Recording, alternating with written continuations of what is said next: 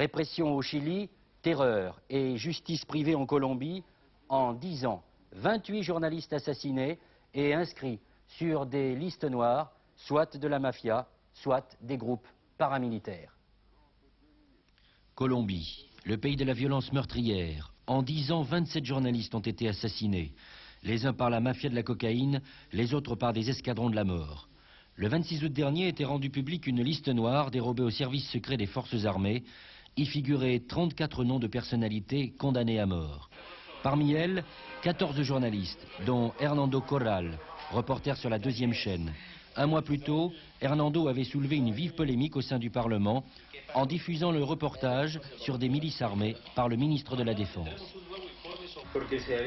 Parce que nous avions parlé de l'existence de groupes paramilitaires et militaires, personne n'avait pu le montrer auparavant, ni la télévision, ni la presse. Nous l'avons montré et on a pu ainsi voir dans l'opinion publique ceux qui y sont favorables et ceux qui ne le sont pas. Si les paysans sont contre les FARC, contre l'Union patriotique ou contre le Parti communiste. Ceci a débouché sur une polémique nationale qui continue. Quel est le travail du journaliste face à la situation actuelle de votre pays?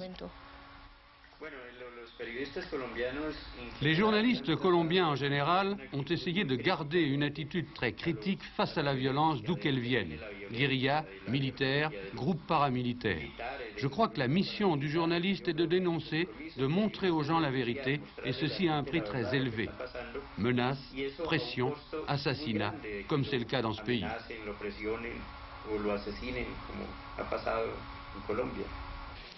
Il s'appelle Manuel Cepeda, il a 58 ans et il dirige l'hebdomadaire communiste VOS.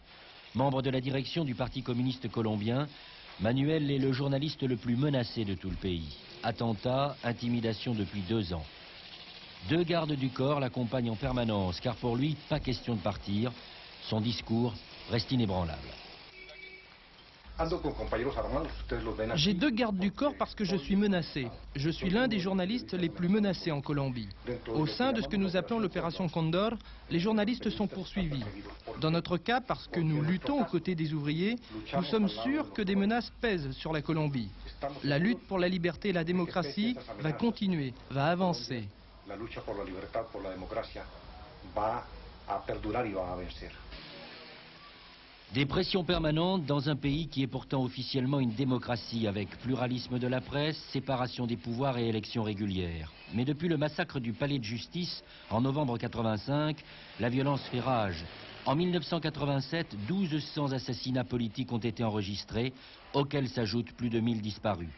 La répression frappe tous les secteurs démocratiques, de la gauche à la droite, jusqu'au parti conservateur, avec en tête le docteur Alfredo Vasquez, qui parle tout simplement de guerre sale.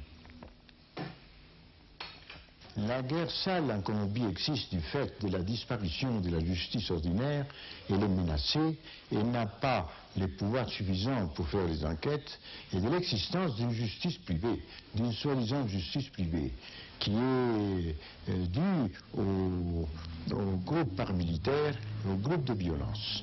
Alors, il y a une répression et une réaction qui est une sorte de guerre civile à côté des opérations entre les mouvements des insurgés et l'armée. Face à cette situation, s'est créée en novembre dernier une fondation pour la défense et la liberté de la presse. Financée en partie par l'écrivain Gabriel García Márquez, la fondation s'est fixée pour objectif d'alerter l'opinion publique internationale tout en aidant les journalistes en difficulté. Le but, c'est d'aider les journalistes qui sont menacés ou persécutés. C'est une fondation pour la liberté d'information et de presse. C'est un but, un soutien économique plus qu'un soutien, disons, gremial, parce qu'il y a les associations de journalistes et elles doivent faire cette fonction. La solution n'est pas l'exil. La solution est que nous restions tous ici en Colombie et que nous travaillions chacun à défendre ce qui reste de démocratie. En attendant, et malgré tout, comme on dit ici, la vie continue en Colombie, avec en toile de fond un événement d'importance, les premières élections municipales au suffrage universel qui se tiendront le 13 mars prochain. Une campagne déjà très perturbée par la séquestration d'Andrés Pastrana, candidat conservateur à la mairie de Bogota, qui serait entre les mains de la mafia. Entre le moment où a été tourné ce reportage et aujourd'hui, nous avons appris qu'Andrés Pastrana a été libéré lundi.